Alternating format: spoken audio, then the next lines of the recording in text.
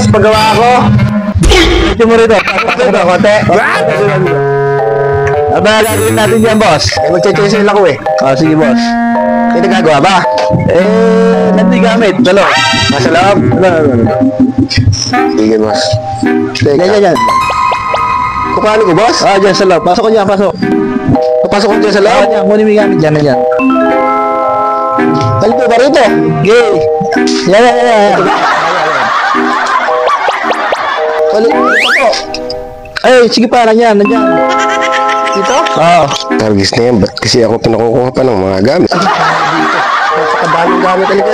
Ito. Ay. Bakit kaya pinakukuha sa akin ng mga gamit? Alam dyan. Rito, napakaraming gamit mo. Ito ba? Ay, doon. Oh, shit. Talaga, boss? Oo. Tapos, boss, ano gagawin? Chainsaw-ilinin mo na yung motor mo. Chainsaw-ilin ka? Oo. Di ba sabi mo, magpapachainsaw ka? Chainsaw-ilinin mo yung motor mo. Kaya na kayo mga pamilita, di ba?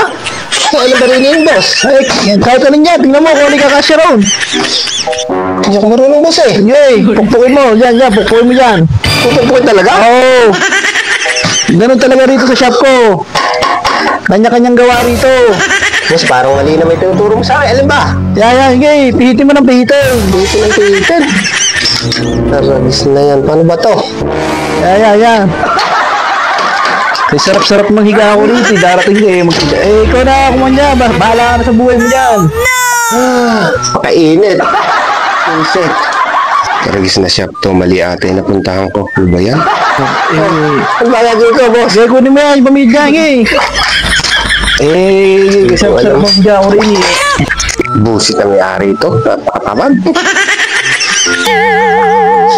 Patay doon. Ako rin pala gagawa. Tapos ano gagawin? Shit. Karato lang nandiyan. Basahin mo si karatula dyan. Yan! Ito sa shop ko. Hindi ba nabasa si karatula? Alin? May karatula dyan. Ayan. Rin nga. Ayan, Taragis niya. Pagod na ako. Hindi ka pwedeng magreklamo rito. Kasi bago dumating yung customer ko, ayan, nakikita na yan. Kanya-kanyang gawa dito. Diba?